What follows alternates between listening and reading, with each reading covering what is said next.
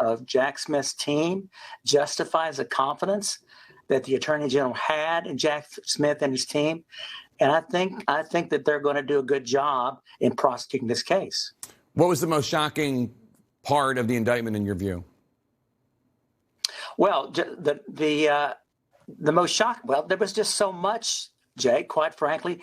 The number of classified documents, where they were stored, completely unprotected, the efforts to hide them, to move them, to obstruct, turning them over. The story is really quite compelling, quite honestly. And so it's going to be a very interesting trial. Obviously, like every other defendant, former President Trump is presumed innocent until proven guilty. But it's a pretty compelling story here in this indictment. And let me just say final word about the timing of this release. It is true that typically the indictment is not unsealed until there is a presentment. As a general matter, the department doesn't care about who controls the narrative, but the fact that it was released before presentment tells me that there was some concern about it. And but anyway, I think that the department has done its work, and we'll just see what happens at trial. A lot of Republicans running to Donald Trump's defense today, a lot of them.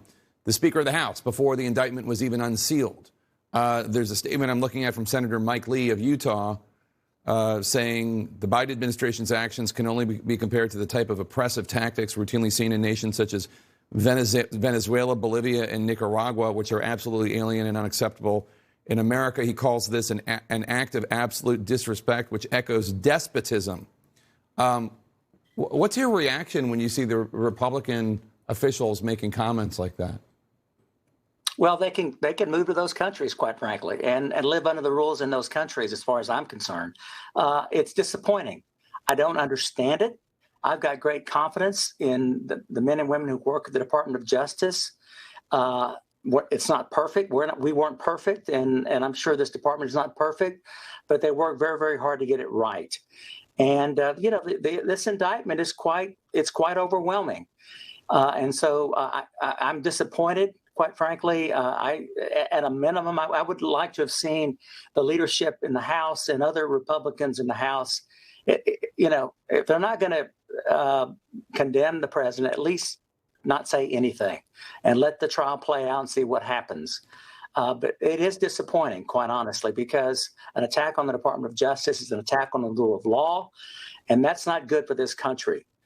We've got enough serious problems as it is, and it's just very disappointing that our leadership, so-called leadership, at least on the Republican side, is acting the way that they are. Let me give you a little pop quiz here. It's a little unfair, but here's a statement from Kevin McCarthy, the Speaker of the House, and I want you to tell me who he's talking about, okay?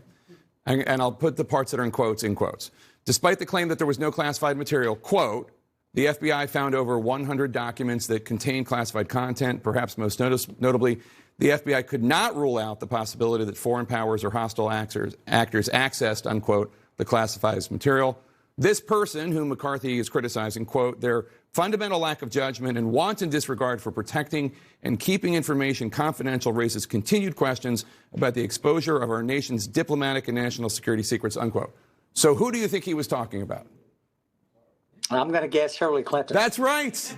That's excellent. But don't you think that exact statement could apply to this, except times 1,000? Oh, no question about it. Again, it's hypocritical.